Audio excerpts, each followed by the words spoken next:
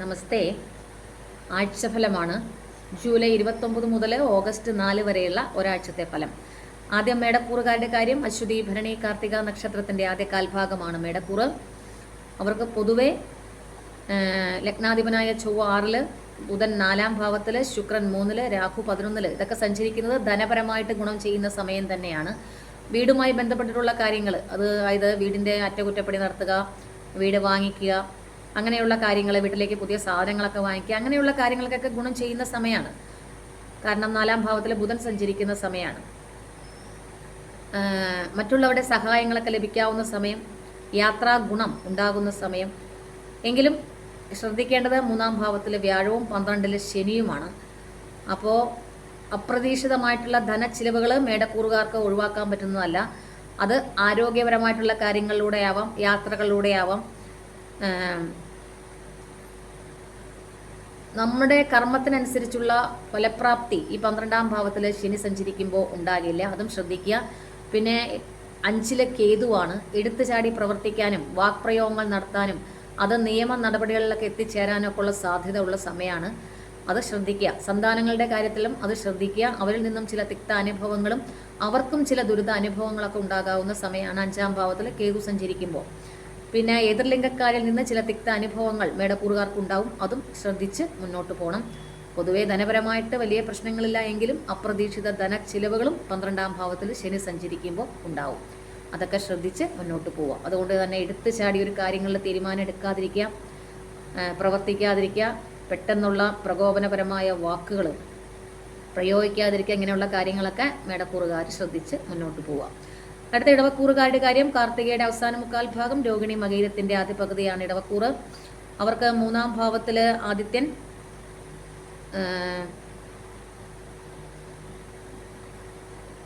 2-ാം ഭാവത്തിൽ ശുക്രൻ, ശനി 11-ാം ഭാവത്തിൽ, വ്യാഴം 2-ൽ.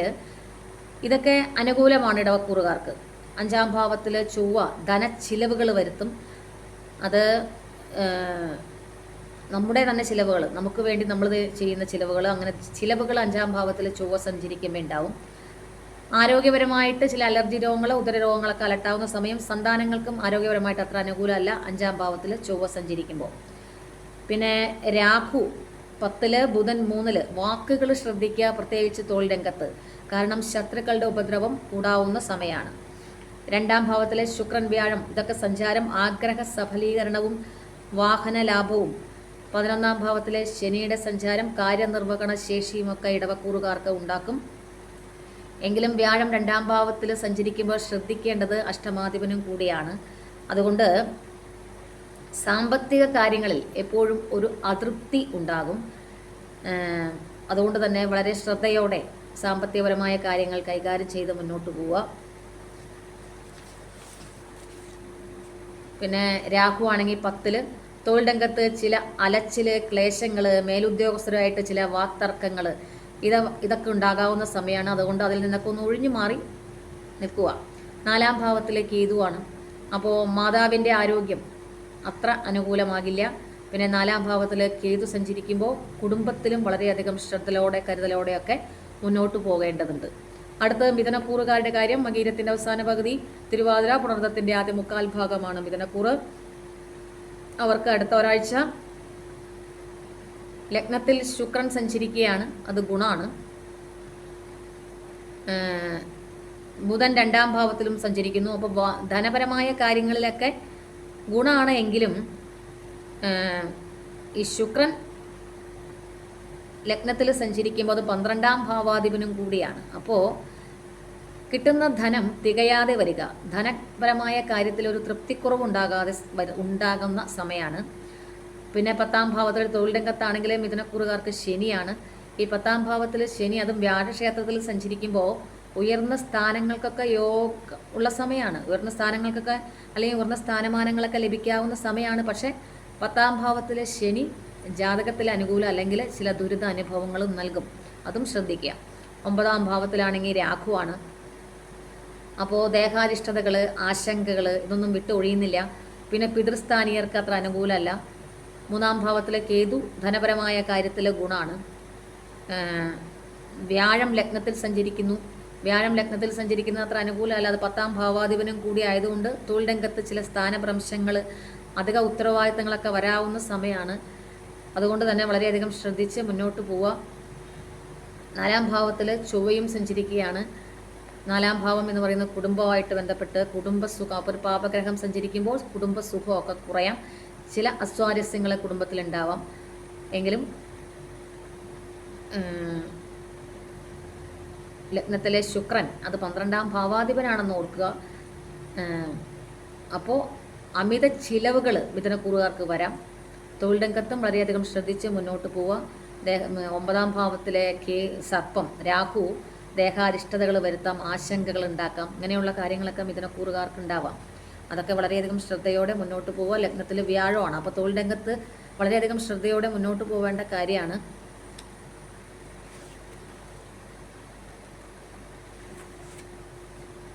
ഇനി അടുത്ത കർക്കിടക്കൂറുകാരുടെ കാര്യമാണ്.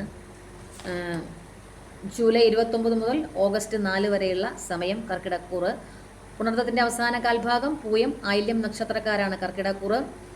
അവർക്ക് പൊതുവെ വ്യാഴം 12ലാണ്. അപ്പോൾ കുടുംബജീവിതത്തിൽ വളരെയധികം ശ്രദ്ധയോടെ മുന്നോട്ട് പോവേണ്ടതുണ്ട്. ഇപ്പോൾ കർക്കിടകം, അപ്പോൾ ലഗ്നത്തിൽ ആദിത്യനാണ്.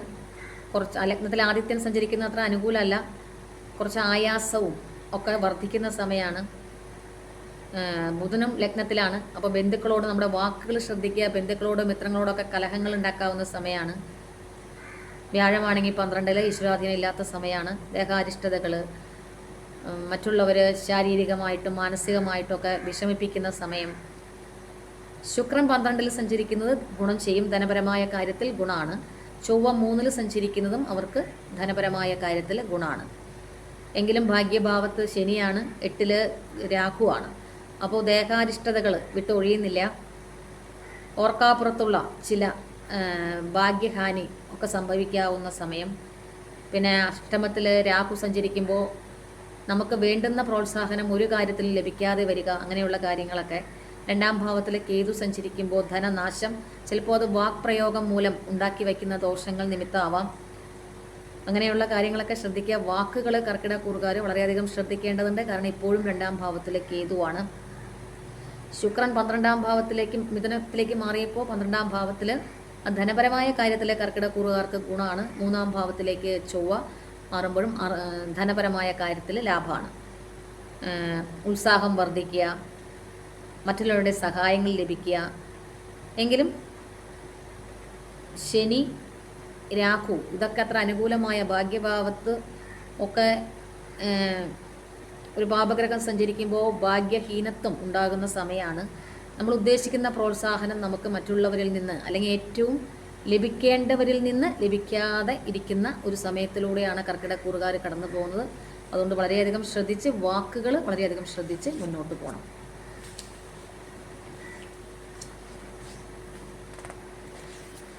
അടുത്ത ചിങ്ങക്കൂറുകാരുടെ കാര്യം. മകം പൂരം ഉത്രത്തിൻ്റെ ആദ്യ കാൽഭാഗമാണ് ചിങ്ങക്കൂറ്.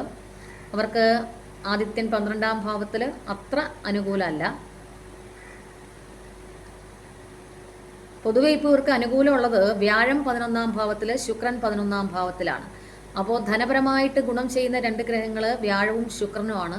സ്ഥാനപ്രാപ്തിയും പല പ്രകാരേണ ഉള്ള ധനലാഭവും ഒക്കെ ശുക്രൻ്റെയും വ്യാഴത്തിൻ്റെയും ചാരവശാലുള്ള ഈ സഞ്ചാരം കൊണ്ട് ഉണ്ടാകും. എങ്കിലും ബുധൻ 12ാം ഭാവത്തിലാണ്. അപ്പോൾ ധനച്ചിലവുകൾ ഉണ്ടാവും. ചൊവ്വയാണെങ്കിൽ 2ാം ഭാവത്തിലാണ്. ധനപരമായ ചിലവുകൾ അല്ലെങ്കിൽ ധനനാശം വരുത്താവുന്നതാണ്. ആദിത്യനാണെങ്കിൽ 12ാം ഭാവത്തിൽ, അതും ധനച്ചിലവുകൾ വരുത്താവുന്നതാണ്. പിതൃസ്ഥാനീയർക്ക് ആദിത്യൻ 12 സഞ്ചരിക്കുമ്പോൾ അത്ര അനുകൂലമായ സമയമല്ല. ധനപരമായ കാര്യത്തിൽ ഒരു തൃപ്തിക്കുറവ് ഒക്കെ ഉണ്ടാകുന്ന സമയമാണ്. ധനമൊക്കെ ഉണ്ടാവുമെങ്കിലും അത് ചിലവായി പോകുന്ന സമയം തന്നെയാണ് ചിങ്ങക്കൂറുകാർക്ക്. ശനി 8ലും രാഹു 7ലുമാണ്. അപ്പോൾ ദേഹാരിഷ്ടതകൾ, വിമർശനങ്ങൾ, അപവാദങ്ങൾ, ദാമ്പത്യ ജീവിതത്തിൽ ചില പ്രശ്നങ്ങൾ, അത് മാനസിക അസ്വസ്ഥത ഉണ്ടാക്കുക, അങ്ങനെയുള്ള കാര്യങ്ങളൊക്കെ ഉണ്ടാകുന്ന സമയമാണ്. കാരണം നിവൃത്തി സ്ഥാനത്ത് രാഹു സഞ്ചരിക്കുമ്പോൾ നമ്മുടെ സുഹൃതനാശം എന്നുള്ളതാണ്. പൂർവ്വജന്മ സുഹൃതനാശം ഇപ്പോൾ ഉണ്ടാകുന്ന സമയം കൂടിയാണ്. അത് അനുഭവിക്കേണ്ടി വരുന്ന സമയം കൂടിയാണ്. പ്രത്യേകിച്ച് ദാമ്പത്യ ജീവിതത്തിൽ വളരെയധികം ശ്രദ്ധയോടെ, കരുതലോടെ, സുതാര്യതയോടെ മുന്നോട്ട് പോകേണ്ട സമയമാണ്. പങ്കാളിക്ക് അത്ര അനുകൂലമായ സമയമല്ല. ദാമ്പത്യ ജീവിതത്തിൽ ചില പ്രശ്നങ്ങൾ ഉടലെടുക്കാം, വേർപിരിഞ്ഞ് നിൽക്കാം. അങ്ങനെയുള്ള കാര്യങ്ങളൊക്കെ ചിങ്ങക്കൂറുകാർക്ക് ഉണ്ടാവാം. പിന്നെ ആരോഗ്യ രംഗത്താണെങ്കിൽ ത്വക്ക് രോഗങ്ങൾ, ഉദരരോഗങ്ങൾ ഒക്കെ അലട്ടാം. കാര്യങ്ങൾക്ക് തടസ്സം വരുത്താം. മാനസിക സമ്മർദ്ദം കൂട്ടാം. പ്രത്യേകിച്ച് മറ്റുള്ളവരുടെ ഇടപെടലുകൾ മൂലമുള്ള അപവാദ പ്രചരണങ്ങൾ ചിങ്ങക്കൂറുകാർക്ക് ഉണ്ടാവാം. 2ാം ഭാവത്തിൽ അവർക്കിപ്പോൾ ചൊവ്വ സഞ്ചരിക്കുകയാണ്. വാക്കുകൾ മൂലം, നമ്മുടെ വാക്കുകൾ കൊണ്ട് തന്നെ ചിലവുകൾ അല്ലെങ്കിൽ ധനനാശം വരുത്തി വയ്ക്കാവുന്ന സമയം കൂടിയാണ്. അതുകൊണ്ട് തന്നെ ഇവരോടും പറയാനുള്ളത് എടുത്തു ചാടി പ്രവർത്തിക്കാതിരിക്കുക. ദേഷ്യത്തേക്കൊന്ന് നിയന്ത്രിച്ച്, വാക്കുകളൊക്കെ നിയന്ത്രിച്ച് മുന്നോട്ട് പോവുക. കാരണം വിമർശനങ്ങളും അപവാദങ്ങളും ഒക്കെ കേൾക്കേണ്ട സമയമാണ് ചിങ്ങക്കൂറുകാർക്ക്. അത് കരുതലോടെ മുന്നോട്ട് പോവുക, ശ്രദ്ധിച്ച് കരുതലോടെ മുന്നോട്ട് പോവുക. എടുത്തു ചാടി പ്രവർത്തിക്കാതിരിക്കുക. കാരണം മാനസിക സമ്മർദ്ദം കൂടുന്ന സമയമാണ്. പിതൃസ്ഥാനീയർക്കും അത്ര അനുകൂലമല്ല. ആദിത്യൻ 12 സഞ്ചരിക്കുമ്പോൾ പിതാവിൻ്റെ ഭാഗത്ത് നിന്ന് ചില തിക്താനുഭവങ്ങളൊക്കെ ഉണ്ടാവാം. അവർക്ക് ആരോഗ്യപരമായ ചില പ്രശ്നങ്ങൾ ഉണ്ടാവാം. അങ്ങനെയുള്ള കാര്യങ്ങളൊക്കെ ഉണ്ടാകുന്ന സമയമാണ്. അതുകൊണ്ട് അതൊക്കെ മനസ്സിലാക്കി മുന്നോട്ട് പോവുക. അടുത്തത് കന്യക്കൂറുകാരുടെ കാര്യം.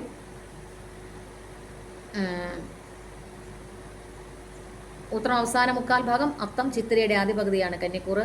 ആദിത്യൻ 11 സഞ്ചരിക്കുന്നു. അത് കന്യക്കൂറുകാർക്ക് ഗുണം ചെയ്യും. ഒരു ശാരീരിക ഉന്മേഷവും ഒക്കെ ഉണ്ടാകുന്ന സമയം.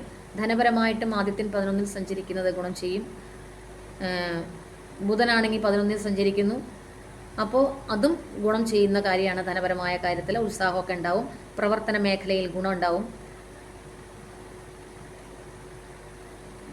രാഹു ആണെങ്കിൽ 6 സഞ്ചരിക്കുന്നു. അതും ധനപരമായ കാര്യത്തിൽ കന്യക്കൂറുകാർക്ക് ഗുണമാണ്. പക്ഷേ ലഗ്നത്തിൽ ചൊവ്വയാണ്. കന്യരാശിയിലേക്ക് ചൊവ്വ വന്നപ്പോൾ ലഗ്നത്തിൽ ചൊവ്വയാണ്. അപ്പോൾ അപകടങ്ങൾ, വാഹനമൊക്കെ ഓടിക്കുമ്പോൾ വളരെയധികം ശ്രദ്ധിക്കുക. കാര്യങ്ങളിൽ തടസ്സങ്ങൾ, നമ്മൾ ഉദ്ദേശിക്കുന്ന കാര്യങ്ങളിൽ തടസ്സങ്ങൾ വരുത്താം. പിന്നെ പൊള്ളൽ, മുറിവ് ഇതൊക്കെ ഉണ്ടാക്കാം. ലഗ്നത്തിൽ ചൊവ്വ സഞ്ചരിക്കുമ്പോൾ ശസ്ത്രക്രിയ പോലെയുള്ള കാര്യങ്ങളൊക്കെ ഉണ്ടാവാം. പിന്നെ വ്യാഴമാണെങ്കിൽ 10 സഞ്ചരിക്കുന്നു. അത് അത്ര അനുകൂലമല്ല, നല്ലതല്ല. ശുക്രനും 10 സഞ്ചരിക്കുന്നു. ഇപ്പോൾ അതും കാര്യങ്ങൾക്ക് തടസ്സങ്ങൾ, തൊഴിൽ ഭാവത്ത് അത്ര അനുകൂലത ഉണ്ടാക്കില്ല. ശുക്രൻ 10 സഞ്ചരിക്കുമ്പോൾ 7ലാണെങ്കിൽ ശനി, അതും ദാമ്പത്യ ജീവിതത്തിൽ അത്ര അനുകൂല ഉണ്ടാക്കില്ല. വേർപിരിയൽ, വേർപാട്, കലഹങ്ങൾ. 12ാം ഭാവത്തിലാണെങ്കിൽ കേതു സഞ്ചരിക്കുന്നു. എപ്പോഴും രോഗശങ്ക ഉണ്ടാകും. 12ൽ കേതു സഞ്ചരിക്കുമ്പോൾ ചിലവ് കൂട്ടുകയും ചെയ്യും. പിന്നെ കർമ്മഭാവത്ത് ശ്രദ്ധിക്കേണ്ടത് എതിർലിംഗക്കാരിൽ നിന്ന് ചില മാനസിക പ്രയാസങ്ങൾ അനുഭവിക്കാൻ യോഗമുള്ള സമയമാണ്. സഹോദര സ്ഥാനീയർക്കും അത്ര അനുകൂലതയില്ല ആരോഗ്യപരമായിട്ടൊക്കെ. അപ്പോൾ അതൊക്കെ വളരെയധികം ശ്രദ്ധിച്ച് വേണം കന്യക്കൂറുകാർ മുന്നോട്ട് പോകാൻ.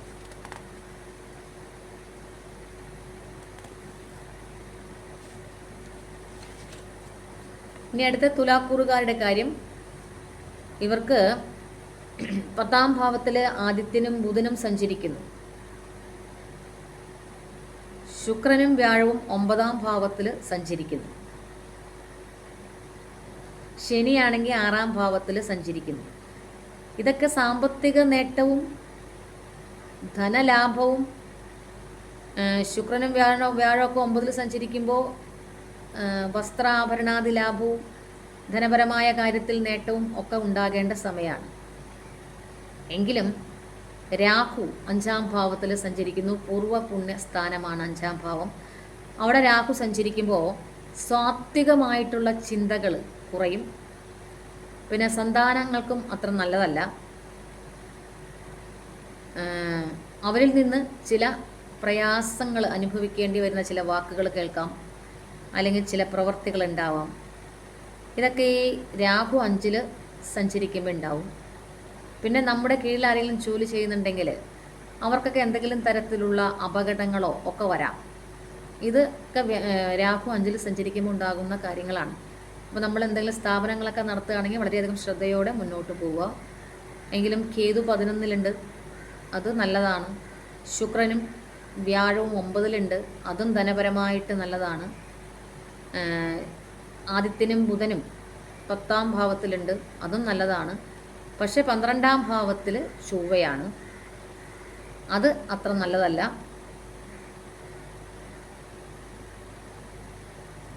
അത്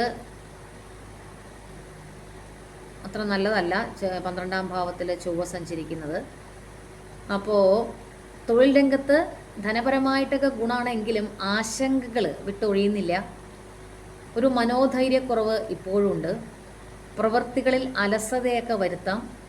പക്ഷേ 10ാം ഭാവത്തിലേക്ക് ആദിത്യൻ്റെയും ബുധൻ്റെയും കൂടി സഞ്ചാരം വരുമ്പോൾ ഇതിനൊക്കെ ഒരു അയവ് വരും.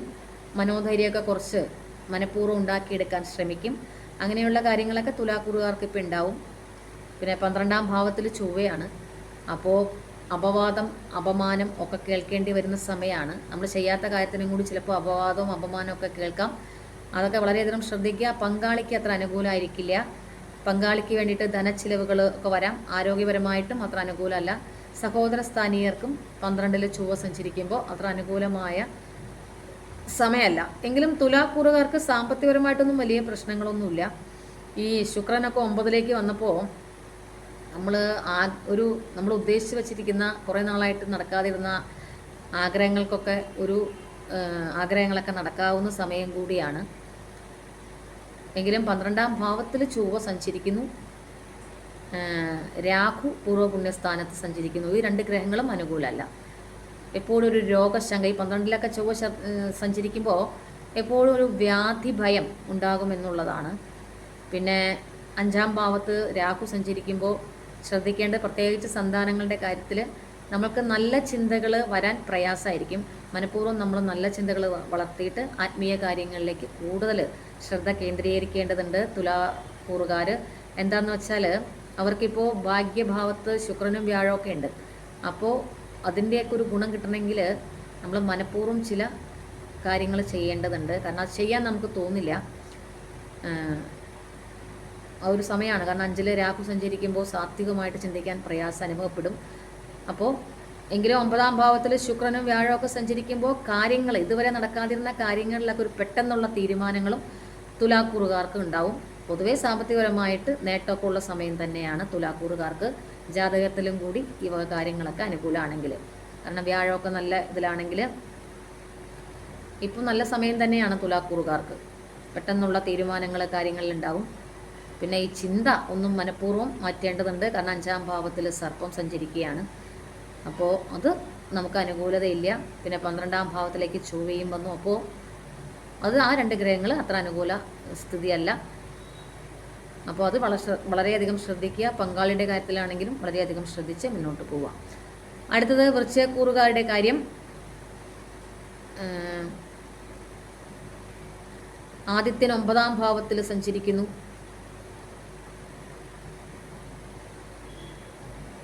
വൃശ്ചികക്കൂറ് എന്ന് പറഞ്ഞാൽ വിശാഖത്തിൻ്റെ അവസാന കാൽഭാഗം, അനിഴം തൃക്കേട്ടയാണ് വൃശ്ചികക്കൂറ്. അവർക്ക് ആദിത്യൻ 9ൽ സഞ്ചരിക്കുന്നു. അതത്ര ഗുണം ചെയ്യില്ല. ഭാഗ്യഭാവത്തിൽ ഒരു പാപഗ്രഹമാണ്. അത് ശാരീരിക ക്ലേശങ്ങൾ ഉണ്ടാക്കാം. പിന്നെ ബുധൻ 9ാം ഭാവത്തിൽ സഞ്ചരിക്കുന്നു. അതും ബുധൻ 9ാം ഭാവത്തിൽ സഞ്ചരിക്കുന്നതും ദേഹാരിഷ്ടതകൾ അല്ലെങ്കിൽ ദേഹോപദ്രവങ്ങൾ ഏൽക്കുക അങ്ങനെയുള്ള കാര്യങ്ങൾക്കൊക്കെ ഉണ്ടാവുന്ന സമയമാണ്. വ്യാഴവും ശുക്രനും 8ാം ഭാവത്തിൽ സഞ്ചരിക്കുന്നു. വ്യാഴം 8ൽ സഞ്ചരിക്കുന്നത് ഗുണമല്ല. ശുക്രൻ 8ൽ സഞ്ചരിക്കുന്നത് ധനപരമായിട്ട് ഗുണം ചെയ്യും. 5ാം ഭാവത്തിൽ ശനിയാണ്. അപ്പോൾ സന്താനങ്ങളുടെ കാര്യത്തിൽ പ്രത്യേക ശ്രദ്ധ ആവശ്യമുണ്ട്. കുടുംബഭാവത്തിൽ രാഹുവാണ്. അപ്പോൾ ശത്രുക്കളുടെ അഭിവൃദ്ധി ഉണ്ടാവും. മാതാവിനും ആരോഗ്യപരമായിട്ട് അത്ര ഗുണമല്ല. മാതൃക്ലേശം ഉണ്ടാവും. 10ാം ഭാവത്തിൽ തൊഴിൽ ഭാവത്തിൽ കേതു സഞ്ചരിക്കുന്നു. മനോവ്യസനങ്ങൾ വിട്ട് ഒഴിയുന്നില്ല. തൊഴിൽ രംഗത്ത് പ്രത്യേകിച്ച് കർമ്മരംഗത്ത് ചില വിമർശനങ്ങൾ, കുറ്റപ്പെടുത്തലുകൾ ഇതൊക്കെ ഉണ്ടാവും. വ്യാഴം 8ൽ സഞ്ചരിക്കുമ്പോൾ ശാരീരികമായിട്ടും മാനസികമായിട്ടും ഒരു ഉന്മേഷക്കുറവ് ഉണ്ടാകുന്ന സമയമാണ് വൃശ്ചികക്കൂറുകാർക്ക്. ആദിത്യൻ 9ൽ സഞ്ചരിക്കുമ്പോൾ അല്ലെങ്കിൽ പിതാവിന് അല്ലെങ്കിൽ പിതൃസ്ഥാനീയർക്ക് അത്ര അനുകൂലമല്ല. ബുധൻ 9ൽ സഞ്ചരിക്കുന്നു. അതത്ര അനുകൂലമല്ല. ശനി 5ൽ, 4ൽ സർപ്പം, കേതു 10ൽ. ഇവർക്ക് അനുകൂലതയുള്ളത് ഇപ്പോൾ ചൊവ്വ 11ൽ സഞ്ചരിക്കുന്നു. അത് ധനപരമായ കാര്യത്തിന് ഗുണം ചെയ്യും. പലവിധ പ്രകാരേണ ധനലാഭം, അതായത് ലഗ്നാധിപനായ ചൊവ്വ 11ാം ഭാവത്തിൽ സഞ്ചരിക്കുന്നു, ഗുണം ചെയ്യും. ശുക്രൻ 8ൽ സഞ്ചരിക്കുന്നതും ധനപരമായിട്ട് വലിയ പ്രശ്നങ്ങൾ ഉണ്ടാക്കില്ല. പക്ഷേ വ്യാഴം 8ലാണ്. അത് 2ാം ഭാവാധിപനും കൂടിയാണ്. അപ്പോൾ ഈ 2ാം ഭാവാധിപൻ 8ൽ സഞ്ചരിക്കുന്ന സമയമൊക്കെ അപ്രതീക്ഷിതമായിട്ടുള്ള ധനലാഭം, ഭൂമി ലാഭം ഇതൊക്കെ ഉണ്ടാകാവുന്ന സമയം കൂടിയാണ് വൃശ്ചികക്കൂറുകാർക്ക്. അതൊക്കെ ശ്രദ്ധിച്ച് മുന്നോട്ട് പോവുക. വ്യാഴം എട്ടിലാണ്, ഈശ്വരാധീനം കുറവുള്ള സമയമാണ്. അതുകൊണ്ട് ഈശ്വരാധീനം കൂട്ടുന്നതിന് വേണ്ടിയിട്ടുള്ള കാര്യങ്ങൾ ചെയ്ത് മുന്നോട്ട് പോവുക. ഇനി അടുത്ത് ധനുക്കൂറുകാരുടെ കാര്യം. മൂലം, പൂരാടം, ഉത്രാടത്തിൻ്റെ ആദ്യ കാൽഭാഗമാണ് ധനുക്കൂറ്. അവർക്ക് ആദ്യത്തിന് 8-ാം ഭാവത്തിൽ സഞ്ചരിക്കുന്നു. മാനസിക ശാരീരിക ക്ലേശങ്ങൾ ആദ്യത്തിന് 8-ൽ സഞ്ചരിക്കുമുണ്ടാവും. ചൊവ്വയാണെങ്കിൽ 10-ാം ഭാവത്തിൽ സഞ്ചരിക്കുന്നു. തൊഴിൽ രംഗത്ത് കഠിന പ്രയത്നങ്ങൾ വേണ്ടി വരും, എങ്കിലും മനോവ്യസനങ്ങൾ വിട്ടൊഴിയില്ല. ബുധൻ 8-ൽ സഞ്ചരിക്കുന്നു, അത് ധനപരമായ കാര്യത്തിന് ഗുണമാണ്. വ്യാഴം 7-ൽ സഞ്ചരിക്കുന്നു, അതും ഗുണം ചെയ്യും. കാരണം ബുദ്ധിപരമായിട്ട് പ്രവർത്തിക്കാൻ നിവർത്തി സ്ഥാനത്തുള്ള വ്യാഴം സഹായിക്കും. ശുക്രൻ 7-ൽ സഞ്ചരിക്കുന്നു, ദാമ്പത്യ ജീവിതത്തിൽ വളരെയധികം ശ്രദ്ധയോടെ, അല്ലെങ്കിൽ പ്രണയ കാര്യങ്ങളിലൊക്കെ വളരെയധികം ശ്രദ്ധയോടെ മുന്നോട്ട് പോകണം. ശുക്രൻ 7-ൽ സഞ്ചരിക്കുന്നത് ഈ വക കാര്യങ്ങൾക്ക് അനുകൂലമല്ല. പിന്നെ ശനി 4-ാം ഭാവത്തിൽ, കുടുംബത്തിൽ ശനി സഞ്ചരിക്കുന്നു. ശത്രുക്കളുടെ അഭിവൃദ്ധി, കടബാധ്യത കുറയുന്നില്ല, കുടുംബത്തിലെ അസ്വാരസ്യങ്ങൾ. സർപ്പമാണെങ്കിൽ 3-ൽ സഞ്ചരിക്കുന്നു, അതും ധനപരമായിട്ട് ഗുണം ചെയ്യും. പൊതുവേ ബുധൻ 8-ലും സർപ്പം 3-ലും ഇതൊക്കെ ധനപരമായിട്ട് ഗുണം ചെയ്യും. വ്യാഴം 7-ൽ സഞ്ചരിക്കുന്നു, അത് ബുദ്ധിപരമായിട്ട് പ്രവർത്തിക്കാൻ സഹായിക്കും. എങ്കിലും 9-ാം ഭാവത്തിൽ കേതു, 8-ാം ഭാവത്തിൽ ആദിത്യൻ, ഇതൊക്കെ രോഗപീഠ, സഹായം കുറവ്, പിതാവിൽ നിന്നുള്ള സഹായം കുറവ്, പിതൃസ്ഥാനീയർക്ക് അനുകൂലമല്ല. 8-ലെ ബുധൻ, 7-ലെ വ്യാഴം, 3-ാം ഭാവത്തിലെ രാഹു, ഇതൊക്കെ ഗുണം, ധനപരമായിട്ട് ഗുണം, പ്രവർത്തന രംഗത്ത് ഊർജ്ജസ്വലത ഇതൊക്കെ ഉണ്ടാക്കുമെങ്കിലും അഷ്ടമത്തിലെ ആദിത്യനും ശ്രദ്ധിക്കേണ്ടത് 10-ാം ഭാവത്തിൽ ചൊവ്വയാണ്. തൊഴിൽ രംഗത്ത് കഠിന പ്രയത്നങ്ങൾ വേണ്ടി വരും, പക്ഷെ മനോവ്യസനങ്ങൾ വിട്ടൊഴിയില്ല. എങ്കിലും നിവർത്തി സ്ഥാനത്ത് വ്യാഴമുണ്ട്, അത് ബുദ്ധിപരമായിട്ട് പ്രവർത്തിച്ച് പ്രതിസന്ധികളെയൊക്കെ തരണം ചെയ്ത് മുന്നോട്ട് വരാൻ ധനുക്കൂറുകാർക്ക് സഹായം നൽകും. അടുത്ത മകരക്കൂറുകാരുടെ കാര്യം. ആദിത്യൻ 7-ല്. മകരക്കൂറ് എന്ന് പറഞ്ഞാൽ ഉത്രാടത്തിൻ്റെ അവസാന 1/4 ഭാഗം, അവിട്ടം, ഉത്രാടത്തിൻ്റെ അവസാന 1/4 ഭാഗം, തിരുവോണം, അവിട്ടത്തിൻ്റെ ആദ്യ പകുതിയാണ് മകരക്കൂറ്. അവർക്ക് ആദിത്യൻ 7-ാം ഭാവത്തിൽ സഞ്ചരിക്കുന്നു. അപ്പോൾ സഞ്ചാരക്ലേശങ്ങൾ കൂടുന്ന സമയം, കാരണം നിവർത്തി സ്ഥാനത്ത് അഷ്ടമാധിപനാണ്. ബുധനും 7-ാം ഭാവത്തിൽ സഞ്ചരിക്കുന്നത് നല്ലതല്ല, ശാരീരിക ക്ലേശങ്ങൾ ഉണ്ടാക്കും. മറ്റുള്ളവരിൽ നിന്ന് ദേഹോപദ്രവങ്ങൾ ഏൽക്കാനുള്ള സമയം. ചൊവ്വയാണെങ്കിൽ ഭാഗ്യസ്ഥാനത്ത് സഞ്ചരിക്കുന്നു, രോഗപീഠകൾ ഉണ്ടാവും. വ്യാഴമാണെങ്കിൽ 6-ൽ മനക്ലേശങ്ങൾ ഉണ്ടാവുന്നു. ശുക്രനാണെങ്കിൽ 6-ൽ ശത്രുപീഠകൾ. തൊഴിൽ രംഗത്താണെങ്കിൽ പ്രത്യേകം ശ്രദ്ധിക്കുക. ധനപരമായ കാര്യങ്ങൾ, കൊടുക്കൽ വാങ്ങലിലൊക്കെ ഈ വ്യാഴം അനുകൂലം അല്ലെങ്കിൽ ദോഷം ചെയ്യും. അങ്ങനെയുള്ള കാര്യങ്ങളൊക്കെ ചെയ്യുമ്പോൾ ശ്രദ്ധിക്കുക. തൊഴിൽ രംഗത്താണെങ്കിൽ പ്രത്യേകം ശ്രദ്ധിക്കുക. ചിലപ്പോൾ നമ്മുടെ വാക്കുകൾ മൂലമൊക്കെ ചില നിയമ നടപടികളൊക്കെ നേടേണ്ടി വരുന്ന സമയമാണ് മകരക്കൂറുകാർക്ക്. കാരണം 2-ാം ഭാവത്തിലെ രാഹുവും അഷ്ടമത്തിലെ കേതുവും ഒക്കെ സഞ്ചരിക്കുമ്പോൾ ശത്രുപീഠകൾ വർദ്ധിച്ച് മനോവ്യസനങ്ങൾ കൂട്ടി പ്രകോപനപരമായ വാക്കുകളൊക്കെ മറ്റുള്ളവരോട് ഉപയോഗിക്കാനൊക്കെ തോന്നുന്ന സമയമാണ്. അപകട സാധ്യതകൾ ഉണ്ടാകുന്ന സമയമാണ്. അതൊക്കെ മകരക്കൂറുകാർ ശ്രദ്ധിക്കുക. ദന്തരോഗങ്ങൾ, ഉദരരോഗങ്ങൾ ഇതൊക്കെ അലട്ടാവുന്ന സമയം. വ്യാഴം 6-ലാണ്. അപ്പോൾ സാമ്പത്തിക ചിലവുകൾ ഒഴിവാക്കാൻ പറ്റുന്നതല്ല. പൊതുവെ ഇവർക്ക് ആകെ ഗുണം ചെയ്യുന്നത് ഇപ്പോൾ ശനി 3-ാം ഭാവത്തിൽ സഞ്ചരിക്കുന്നു, മീനം രാശിയിൽ. ചന്ദ്രലഗ്നാധിപനാണ് ശനി. അതോ 3-ാം ഭാവത്തിൽ സഞ്ചരിക്കുമ്പോൾ ചന്ദ്രലഗ്നാധിപനാണ്. അത് പ്രതിസന്ധികളെയൊക്കെ തരണം ചെയ്ത് മുന്നോട്ട് വരാൻ സഹായിക്കും. പിന്നെ ധനപരമായിട്ട് ഗുണമുണ്ടാവും. കാരണം ശനി 3-ാം ഭാവത്തിൽ ആണ്. ആ ശനി ഭാഗ്യഭാവത്തിലേക്ക് നോക്കുന്നുണ്ട്. അപ്പോൾ സ്വന്തം പ്രയത്നം കൊണ്ട് ധനപരമായിട്ട് ഗുണമൊക്കെ ഉണ്ടാവും. പ്രതിസന്ധികളെയൊക്കെ തരണം ചെയ്ത് മുന്നോട്ട് വരാനായിട്ട് ലഗ്നാധിപൻ 3-ാം ഭാവത്തിൽ സഞ്ചരിക്കുമ്പോൾ, അതോ ശനി 3-ാം ഭാവത്തിൽ സഞ്ചരിക്കുന്നത് നല്ലതാണ്. അപ്പോൾ അതും മീനം രാശിയിൽ. അപ്പോൾ അത് അനുകൂലതയാണ്. എങ്കിലും രോഗപീഠകളും ശത്രുപീഠകളും ഒഴിവാക്കാൻ പറ്റുന്നതല്ല. വാക്കുകൾ വളരെയധികം ശ്രദ്ധിച്ച് മുന്നോട്ട് പോകണം. അടുത്ത കുംഭക്കൂറ്. അവിട്ടത്തിൻ്റെ അവസാന പകുതി, ചതയം പൂരുരുട്ടാതിയുടെ അത് 1/4 ഭാഗമാണ് കുംഭക്കൂറ്. അവർക്കിപ്പോൾ ആദിത്യൻ്റെ സഞ്ചാരം ഗുണം ചെയ്യുന്നു. എങ്കിലും അഷ്ടമത്തിൽ ചൊവ്വയും ലഗ്നത്തിൽ രാഹുവും 2-ാം ഭാവത്തിൽ സർപ്പവും 7-ാം ഭാവത്തിൽ കേതു ഒക്കെയാണ്. അപ്പോൾ ധനപരമായിട്ട് കുംഭക്കൂറുകാർക്ക് ഇപ്പോൾ ഗുണം ഉള്ള സമയം തന്നെയാണ്. കാരണം ബുധൻ 6-ാം ഭാവത്തിൽ സഞ്ചരിക്കുന്നു, വ്യാഴം ശുക്രനും 5-ാം ഭാവത്തിൽ സഞ്ചരിക്കുന്നു. ഇതൊക്കെ 6-ാം ഭാവത്തിലാണെങ്കിൽ ആദിത്യൻ സഞ്ചരിക്കുന്നു. പക്ഷേ 8-ാം ഭാവത്തിലുള്ള ചൊവ്വയുടെ സഞ്ചാരം അപകടങ്ങൾ, നിയമ നടപടികൾ, ശത്രു പീഡകൾ വർദ്ധിപ്പിക്കുക. കാരണം 2-ാം ഭാവത്തിൽ ശനിയും ലഗ്നത്തിൽ രാഹുവാണ്. അപ്പോൾ ഇവരും വാക്കുകൾ വളരെയധികം ശ്രദ്ധിക്കേണ്ടതുണ്ട്. എടുത്തു ചാടി പ്രവർത്തിക്കാതിരിക്കുക. അങ്ങനെയുള്ള കാര്യങ്ങൾ മുഖേന ധനച്ചിലവുകൾ വരാവുന്ന സമയമാണ് കുംഭക്കൂറുകാർക്ക്. പിന്നെ സന്താന ഭാഗ്യമൊക്കെ അനുഭവിക്കുന്ന സമയമാണ്. കാരണം 5-ാം ഭാവത്തിൽ വ്യാഴവും ശുക്രനും ഉണ്ട്. അപ്പോൾ സന്താന സുഖം, സന്താനങ്ങൾക്ക് ഗുണം, ഇതൊക്കെ അനുഭവിക്കുന്ന സമയമാണ്. 2-ാം ഭാവത്തിലെ ശനിയാണ്. മനോവ്യസനങ്ങൾ വിട്ടൊഴിയില്ല. അകാരണമായ ഭയവും ഉത്കണ്ഠയും, ലഗ്നത്തിൽ സർപ്പവും 2-ാം ഭാവത്തിൽ ശനിയും സഞ്ചരിക്കുമ്പോൾ മനോവ്യസനങ്ങളും അകാരണ ഭയവും ഉത്കണ്ഠയും വിട്ടൊഴിയില്ല. അതിന് കുറച്ച് നാളത്തേക്ക് ഉണ്ടാവും. ലഗ്നത്തിൽ സർപ്പം സഞ്ചരിക്കുമ്പോൾ വളരെയധികം ശ്രദ്ധിക്കേണ്ടതുണ്ട്. വിഷ, അഗ്നി, ഇതിൽ നിന്നൊക്കെ ചില അപകടങ്ങൾ ഉണ്ടാകാം. ദൂരദേശ ഗമനം ഉണ്ടാവാം. കേതു നിവർത്തി സ്ഥാനത്ത് കേതു സഞ്ചരിക്കുകയാണ്. അതും മനക്ലേശം ഉണ്ടാക്കും. അപ്പോൾ മനസ്വസ്ഥ കുംഭക്കൂറുകാർക്ക് ഇപ്പോൾ കുറവായിരിക്കും. പക്ഷെ ധനപരമായിട്ട് ഗുണം ചെയ്യുകയും ചെയ്യും. കാരണം കുറച്ച് ആലസ്യമൊക്കെ കൂട്ടാം. നിവർത്തി സ്ഥാനത്ത് കേതു സഞ്ചരിക്കുമ്പോൾ ആലസ്യം കൂട്ടാം. നമ്മുടെ കാര്യങ്ങളിൽ ചില തടസ്സങ്ങൾ പ്രതീക്ഷിക്കുന്ന പോലെ നടക്കാതിരിക്കാം. പിന്നെ ആരോഗ്യരംഗത്താണെങ്കിൽ അലർജി രോഗങ്ങൾ, ഉദര രോഗങ്ങൾ, ത്വക്ക് രോഗങ്ങൾ, ഇതൊക്കെ ഇടയ്ക്കിടയ്ക്ക് അലട്ടാം. എങ്കിലും 6-ാം ഭാവത്തിലെ ബുധൻ, 5-ാം ഭാവത്തിലെ ശുക്രൻ, വ്യാഴം, ഇപ്പോൾ 6-ാം ഭാവത്തിലെ ആയുത്തിൻ്റെ സ്ഥിതിയൊക്കെ സ്ഥാനപ്രാപ്തിയും ആഗ്രഹ സഫലീകരണവും ഒക്കെ കുംഭക്കൂറുകാർക്ക് ഉണ്ടാവും. പക്ഷെ അഷ്ടമത്തിലെ ചൊവ്വ വാഹനമൊക്കെ ഓടിക്കുമ്പോൾ ശ്രദ്ധിക്കുക. അപകടങ്ങൾ, ശത്രുക്കളുടെ ഉപദ്രവം, അവർ ഒളിഞ്ഞിരുന്നുള്ള ഉപദ്രവം, അതൊന്നും കുംഭക്കൂറുകാർക്ക് ഇപ്പോഴും മാറിയിട്ടില്ല. അതൊക്കെ വളരെയധികം ശ്രദ്ധിച്ച് മുന്നോട്ട് പോകണം. അതുകൊണ്ട് തന്നെ എടുത്തു ചാടിയ വാക്പ്രയോഗങ്ങളോ പ്രവൃത്തികളോ ഒക്കെ ചെയ്യാതിരിക്കുക, പ്രത്യേകിച്ച് തൊഴിൽ രംഗത്ത്. കാരണം വിമർശനങ്ങളും അപവാദം കേൾക്കലും ഒക്കെ ഉണ്ട്. ശത്രു പീഡകളൊക്കെ കുംഭക്കൂറുകാർക്കുണ്ട്. അതൊക്കെ ശ്രദ്ധിച്ച് മുന്നോട്ട് പോവുക. അതിലൊക്കെ പ്രകോപിതരാവാതെ വളരെയധികം ശ്രദ്ധിച്ച് കരുതലോടെ മുന്നോട്ട് പോവുക.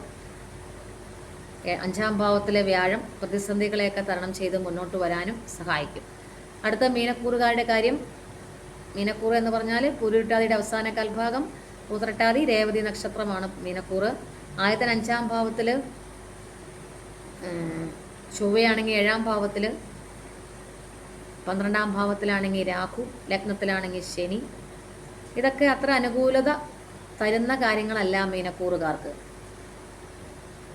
കാരണം 5-ാം ഭാവത്തിൽ ഇപ്പോൾ ആയുധം സഞ്ചരിക്കുന്ന സമയം രോഗാരിഷ്ടതകൾ, 12-ാം ഭാവത്തിൽ രാഹുവും വാദ സംബന്ധമായ രോഗങ്ങൾ അലട്ടാം, ഉദര സംബന്ധമായ രോഗങ്ങൾ അലട്ടാം, ഗർഭാശയ സംബന്ധമായ രോഗങ്ങൾ അലട്ടാം. ഇതൊക്കെ ഇപ്പം ഉണ്ടാവുന്ന കാര്യങ്ങളാണ്.